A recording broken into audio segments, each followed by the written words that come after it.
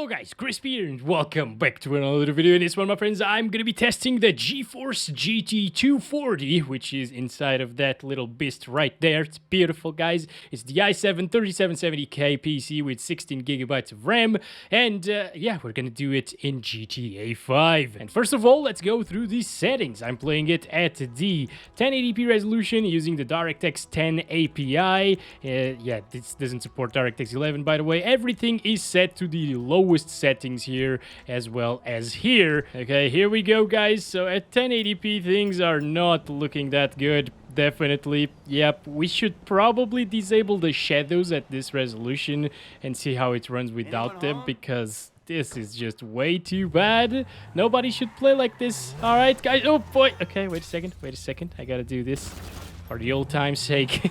Yeah, the game at least doesn't stutter, you know, the frame time. Well, never mind, it did stutter just a little bit there, but it's somewhat smooth, you know. It's not like the GTX 260 896 megabyte version, for example.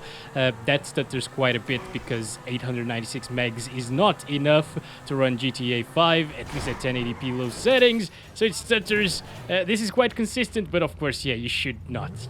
Just avoid this, okay, guys? You know what? We're actually gonna test 900p now and 720p and then 800 by 600, and then we're gonna disable the shadows and test it out all over again in all of the resolutions. But yeah, as you can see, at 900p, it's still not very good, is it? If you, for example, have a GeForce 210 and play this game at like 10 FPS, well, 20 is gonna feel really smooth, but well, it's not really that good. You know, it is playable. If you only play the single player, you might get by with 20 to 25 frames per second. We're actually getting 25 on average there, so that could be worse, right?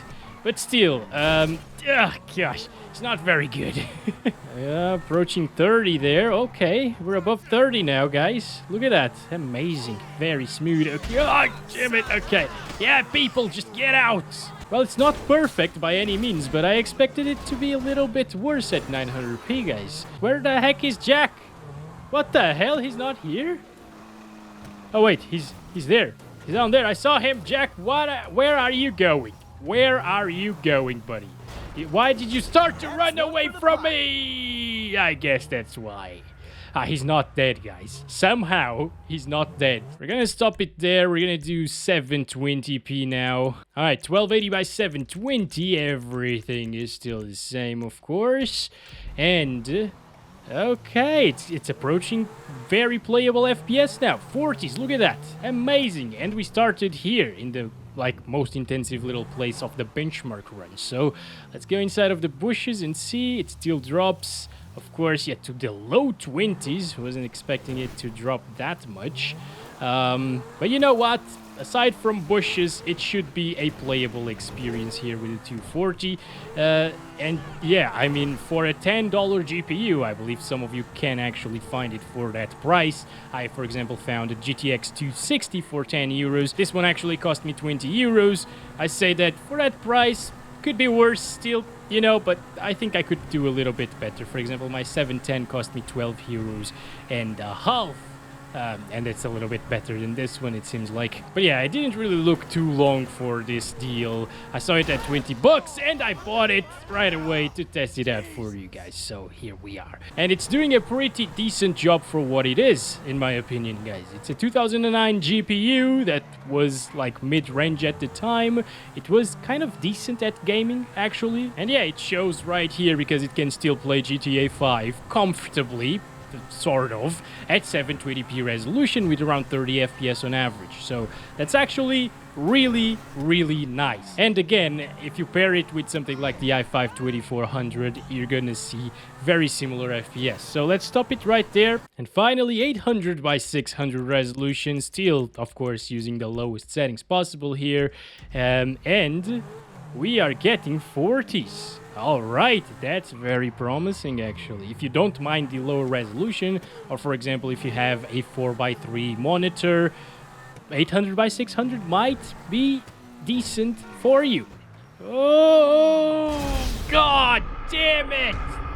Did you really need to explode? That was so slow as well. Now we are well into playable zone, my friends. This is great performance. Well, not really great performance, but it's great performance for a 2009 mid-range GPU, isn't it? Still utilizing around 900 megabytes of VRAM at this resolution. I expected it to be lower, but this game actually suffers from a memory leak problem.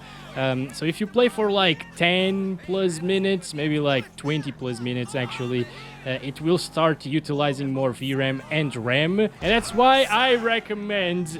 why did you do that, buddy? Why do these people like to die? Anyway, that's why I recommend having 16 gigabytes of RAM, or at least 12 when you're playing GTA 5. Right now, I don't think we are having that memory leak problem, because I've been playing for about like 15 minutes already, maybe. But yeah, it happens sometimes, so it's good if you have more than 8 gigabytes of RAM. Hello, Jack. Jack? Maybe it's Jack? I think it's Jack because of the lighting, you know, it's like... Hello. Some person told me to run him over in a recent video, so I am definitely not gonna do that, obviously. Like, Jack is life. If we kill Jack, what am I gonna do? Right? The FPS are dropping with this smoke effects, but still not dropping from 30, so it's fine. Oh god, what am I even doing? 30s, low 30s, or mid 30s actually. Not bad. It's a pretty playable and decent experience, guys. Not bad at all. Now I'm gonna disable the shadows in the config files. You gotta go to your documents folder, Rockstar Games, GTA 5, right-click settings, click edit, and then you're gonna have to find the shadow quality setting right here and just set that to 0. Save that, right-click this, go to properties, read only, okay, and that's it. Okay, we're back here at the 1080p resolution, and now the shadows show as undefined, as you can see right there.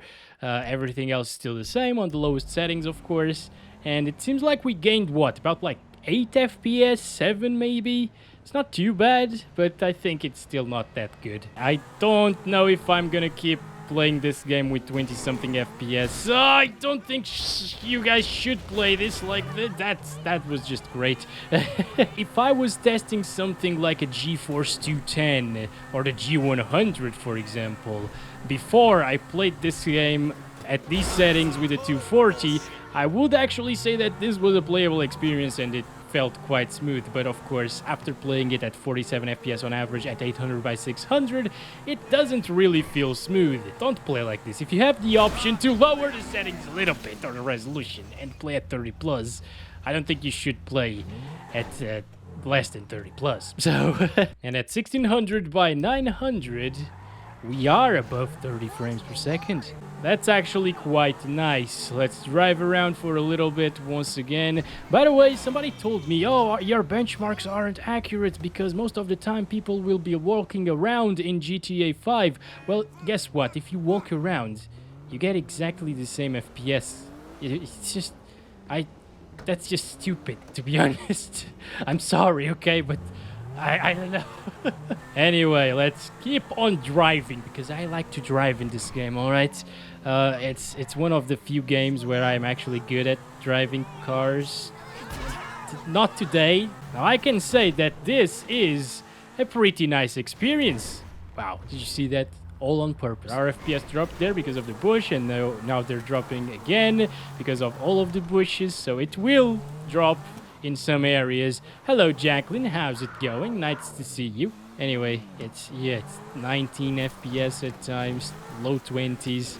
Still not my cup of tea here, but I could see somebody playing like this and enjoying the time doing so. Okay, 1280 by 720 resolution. Here we go. Is it playable? Wow, okay, we're actually getting 40s. It really seems like without the shadows, you get the FPS that you were getting with shadows enabled, but at a lower resolution, you know, the next step down. For example, at 1080p without shadows, we were getting, that was close, around the same FPS as 900p with shadows. GTA 5 doesn't quite look like GTA 5 like this, just because it's missing the shadows, and they make a huge difference, but you get that smoothness, you know, just pick your poison. I think if I was playing single player, I'd keep those shadows enabled and play at 720p with locked 30 FPS with a few drops here and there. And if I hopped into the multiplayer, maybe I disable the shadows so my aim could be a little bit better. Speaking of multiplayer, it is more CPU intensive, not more GPU intensive. So GPU performance is going to be the same if you don't bottleneck the card. And of course this i7 won't bottleneck it even playing online. If you have something like a Core 2 Quad, which is kind of a good pairing for a card like this, to be honest, you will see major FPS drops, and I think it won't even be playable online. And finally, 800 by 600 resolution using the same settings. Wow, what a massive FPS game, guys. Okay, let's start counting our frames here. And oh, I'm sorry. Did you die, buddy? He didn't die. Look at him. He's alive and well. Beautiful stuff. 30s. Okay. So I think you'll need to play at 800 by 600 if you really want that 30 plus FPS experience. Either with shadows or without them. Also, explosions and stuff like that are not really going to be as intensive as just standing inside of a bush. Yeah, don't blame me, blame the developers. So rest assured that if you are out there blowing stuff up, it won't really be as demanding as bushes, as you can see. Alright guys, so that's been it. Thank you very much for watching this video. Hope you guys enjoyed it. Don't forget to like and subscribe if you haven't already. I'll catch you in the next one. Love you all. Bye-bye.